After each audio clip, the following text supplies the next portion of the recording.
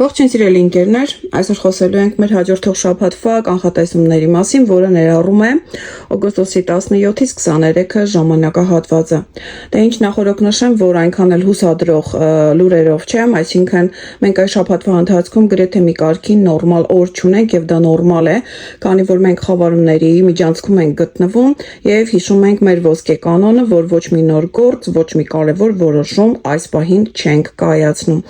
Սիրելիներս, այս շաբաթը մեզ համար պատրաստել է բավականին լարվածություններ եւ մենք պետք է այն պատվով հաղթահարենք։ Իհարկե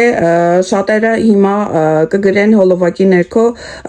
որ ես շատ վատ բաներ եմ ասում, իրենց լարվածության մեջ եմ գցում, սթրես եմ առաջացնում, սակայն դա այդպես չէ։ Ես փորձում եմ անգամ ամենա սթրեսային իրավիճակները մի փոքր ավելի մեղմացնելով ներկայացնել, բայց եթե երկնակամարում մենք ունենք լարված սթրեսային իրավիճակներ, ուրեմն պետք է պարզապես տեղեկանալ դրանից, լինել տեղեկացված եւ կարևոր գործեր չձեռնարկել, երկար ճանապարհ չգնալ կամ ինչ որ կարևոր որոշումներ չընդունել։ Այնպես որ ես մեղավոր չեմ սպասվող շաբաթվա կանխատեսումների համար։ Դե ինչ, գնացինք օգոստոսի 17-ը մեզ մոտ կարելի ասել քիչ թե շատ նորմալ օր է, բացատրեմ թե ինչու, ճիշտ է մենք խավարումների միջանցքում ենք եւ այստեղ մեզ մոտ երեկոյան ժամերին արդեն լարվածություն լինելու է, սակայն օգոստոսի 17-ը սիրելիներս օգտագործեք առավելագույնս, որտեղ երկու լավ ասպեկտ ունենք ցերեկային ժամերին, նախ ունենք Մերկուրի Սատուրն տրին ասպեկտը եւ այնուհետեւ ունենք Վեներա Յուպիտեր սեքստիլը։ Սիրելիներս, շատ հաջող օր է սա հիմնականում բեմի մարդկանց համար, հաղորդավարների համար, սպասարկման ոլորտում աշխատողների համար, նաեւ ինչու՞ չէ, եթե ունեք անձնական խնդիրներ, ապա այսօր է հրաշալի օր է անձնական փոխհարաբերությունները կարգավորելու համար։ Մինչև երեկո լուսինը դեռ կշեռքում է, էմոցիոնալ դաշտը մեր կայուն է եւ ինչու՞ չէ կարելի է պայմանավորվել, կարելի է քննարկել տարբեր հարցեր, համաձայնության գալ,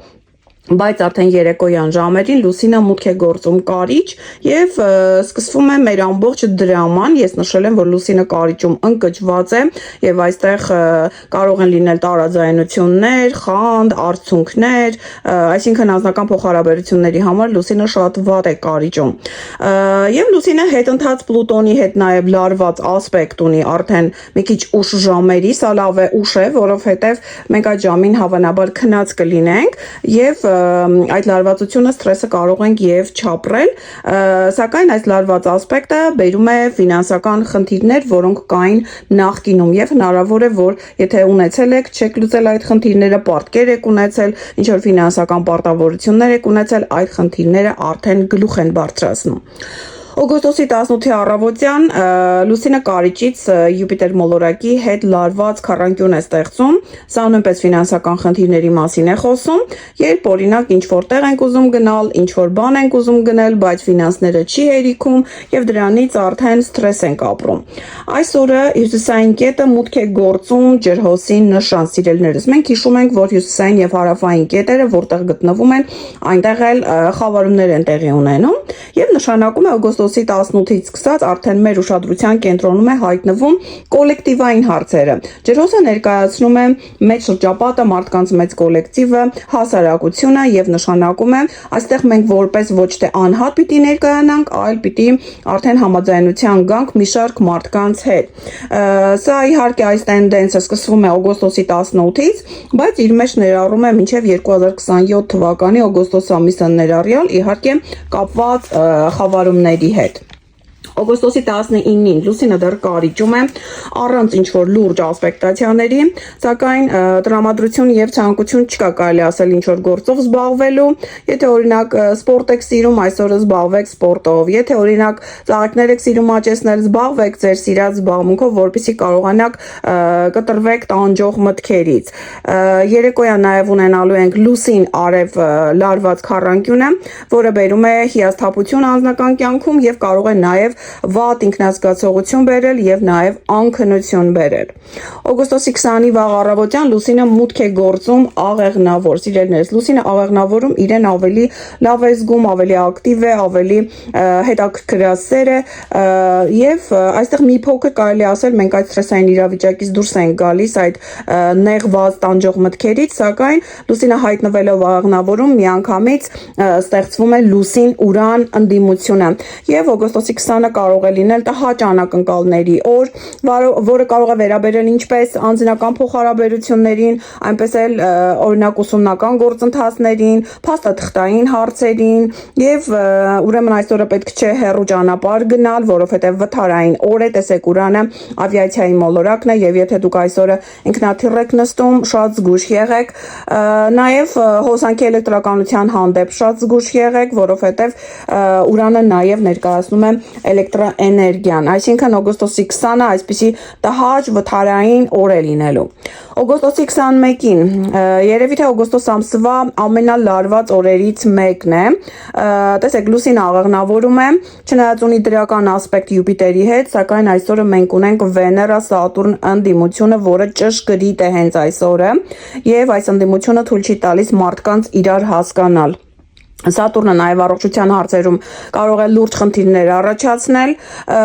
պետք է խուսափել առհասարակ մարդկանց հետ առերես շփվելուց, հատկապես եթե նրանք անծանոթ են, եթե նրանց վաղուց չեք ճանաչում, սակայն on-line հարթակում շփումները ավելի բարեհաջող են, Մերկուրին այստեղ մեզ բերում է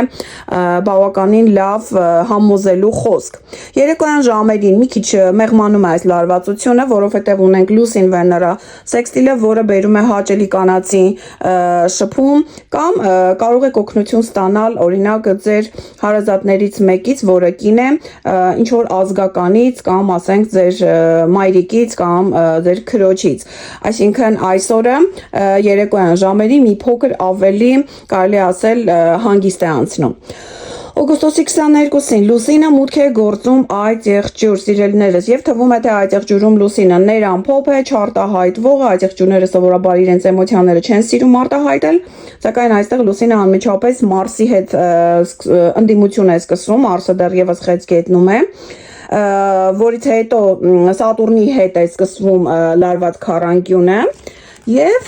տեսեք ուրեմն այս ֆոնի վրա արդեն այս լարվածության արդյունքում մենք կարող ենք պորտկալ մեր էմոցիաների մասին, կարող ենք, տեսեք այդ եղջյուրները իրենք արտահայտվել չեն սիրում, բայց իհարկե համբերությունն էլ սահման ունի եւ հնարավոր է որ այս լարվածության արդյունքում արդեն ինչ որ կոնֆլիկտային իրավիճակ ստեղծվի։ Ստրեսային օր է իհարկե, ոչ մի գործ չի ստացվում, մեր ձեռքից ամեն ինչ ընկնում է,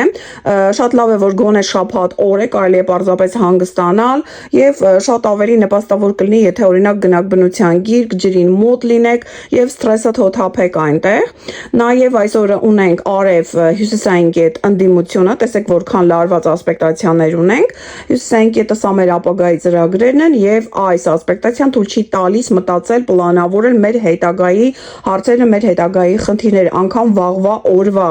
Եվ իհարկե մենք խավարման միջանցքում ենք, պետք է չէ ոչինչ ծրագրեր, մեզ պետք է պարզապես գոյատևել, հաղթահարել այս խավարման միջանցքը եւ կարեւոր որոշումներ, կարեւոր ծրագրեր պետք չէ կայացնել այս ժամանակահատվածում։ Մեր միտքը ստապ չէ, մենք խավարման մեջ ենք։